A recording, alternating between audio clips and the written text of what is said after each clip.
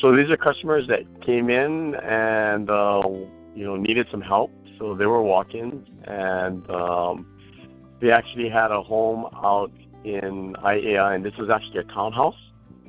And they had as most customers come into us, this is kind of a unique project because this was actually a galley kitchen. Many condominiums and townhomes are built this way, where there's a wall that separates the kitchen from the living room. And what they want is they want to just be able to have an open space. And so this is what we ended up creating for them. A lot of times I'll talk to people and I'll say, good things about great kitchens or great rooms or open concepts is that you can see the kitchen. The bad thing about it is that you can see the kitchen. So it becomes almost a double-edged sword. But, I think in this case, for them, it's really, really important that they be able to have people that were in the kitchen, go ahead and interact with people who are not in the kitchen. And I think a lot of times there is that, it's now more than anything else, there's that social aspect to what we do in the kitchen. And in this case, especially with condominiums and townhouses, you're trying to create a much bigger space so that way it's more versatile. There are two types of storages that we talk about. One is rollout trays, and the other are drawers. So because we ended up taking a lot of the wall cabinets out, we ended up putting, in this case, for the deep drawer, we ended up putting a pegboard system so that way they could put cups, dishes, casserole dishes, etc., without it, moving around in that deep drawer. The second thing that we ended up doing is we did rollout trays, which also help with, again, access by being able to pull out, but the big difference being that the rollout trays are adjustable. So we can actually adjust the little drawers that come out. They can go up or down depending on, height constraints or what we want to store on the bottom shelf, whereas in the drawer system, you're kind of stuck with it being, whatever the height's going to end up being of the drawer, because you can't actually change that. You do get so much more flexibility in a rollout tray. I mean, there is the added movement of being, having to open the door to roll out the tray. But if you're not really sure sometimes what you're going to store, or, your things might change later on in the future, to me, the rollout trays are the way to go, because in this case, you see two rollout trays, but if they decided that they wanted to store a lot of flat things in there, we could actually add two more rollout trays and make this four rollout trays, which is, much more flexible. One of those things. Yeah, way more flexible. Yeah, so you could get four rollout trays in here, or, if they decided they wanted to just go to soups now and just big stock pots, we could take the top rollout tray out and store really tall things in them. Yeah, so this is a cherry wood cabinet. It has, and for people who are stuck, not trying to figure out, I want the nice woody look, but I don't want too much wood. Cherry's probably the way to end up going, because it's not as big and open grain as an oak, a cabinet is, and it's not as vanilla looking as a maple is. So this is kind of an in-between where you end up getting, that really, really nice graining in it. And then the second thing I thought was kind of nice is that cherry wood ends up being a little more on the red side, so it ends up getting warmer looking as it starts to age, because it will get redder.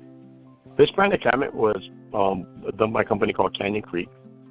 It is a semi-custom line, and this is a frame cabinet, so versus frameless. So again, you have a little more expansion for the wood growing, and it's not a very expensive cabinet, so it's kind of an in-betweener. So it's of our brands of good, better, best, this is a better brand of cabinet. This countertop was a silestone countertop. So this is a quartz countertop. The color of this is Amarillo Palmera, and so it is a countertop that again is very versatile. Needs very, very little maintenance, and for those homeowners that, don't want to be a slave to their kitchen, this is a terrific countertop. So this is GE Profile. And again, this is it's appliance suite. So you've got two ways to go with appliances. Some people like to make things all match, and some people just want to buy components. In this case, this is something that they wanted all to match. So these are all GE Profile refrigerator, over-the-range micro hood combo, and then the sliding range. We ended up putting can lighting in here. So after we took down the cabinets, and then we did the demo of the place, the general contractor came in here and he ended up installing can lighting, which actually helps with the overall area. And then they went with task lighting. So we did under cabinet. In this case, this was a fluorescent LED, so. Right. Yeah. So it's a little higher profile. This was done, before LED. We ended up doing LED. So this is a little bit different. So now we have a little more options in lighting. So we have slimmer profile LEDs versus this fluorescent tube. So there are different choices now than at that point that. To me, what's nice about projects like this, you did it well when after you've done it a while ago, it's still super relevant. That's what I was going to say. It still looks like I wouldn't be like, it doesn't look like a Laverne and Shirley kitchen from the, I wouldn't have told anything. Well, that looks really great. And I'm going to tell you, and this is something too, I think, even in design, they did not fall in the trap. And this is something, because people follow trends. Right now, tile backsplashes and, there's a lot of different ways to go. Back then, a lot of people were using these little square glass blocks. And I'm going to say, sometimes people will do that, or subway tiles, or doing these, splashes that are under the cabinets, And I'm going to say a lot of times, that really dates a project. You can kind of tell when the project was just by what people are doing in that splash. So I usually tell people, hey, go with a 4-inch splash or a full height splash, if you're really happy with a countertop. But, if you go with a 4-inch splash, you can end up, changing the look, feel of the space by just doing paint. You can just paint, the soffit work, and you can end up painting the walls, and you can change the color, and you can change the feel of the kitchen. And paint's not a very expensive medium either. So, sometimes that's a way to go, if you're thinking about, not wanting to spend all this money on remodeling again, but you just want to freshen up, your kitchen or space.